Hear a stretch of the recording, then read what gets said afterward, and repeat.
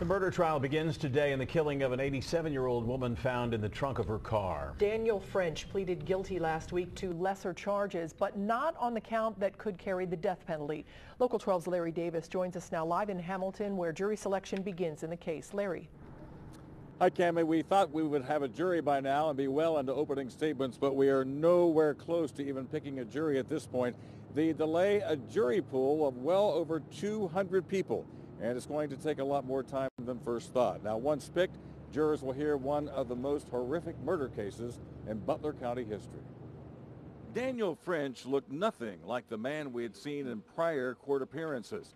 In contrast to his jail jumpsuit, disheveled gray hair and beard, French had a haircut, beard trim, and was wearing a suit with an open-collared shirt. French is charged in the 2012 murder of 87-year-old Barbara Howe. Prosecutors say that he gained entry to her home at a Monroe retirement community. They say he robbed her, shot her with a stun gun, and then later slit her throat and poured chemicals onto her body and placed it in the trunk of her car. Both her body and car were later found outside a Middletown apartment complex. 52 jurors were considered for jury selection today. The pool was whittled down to 30, and then Judge Charles Pater sent them home for the day. We probably can't get a jury along with the number of alternates that we need from what remains here. A pool of 43 will be considered tomorrow. No doubt some of them will be excused or rejected. Those remaining will then be considered with those left over from today.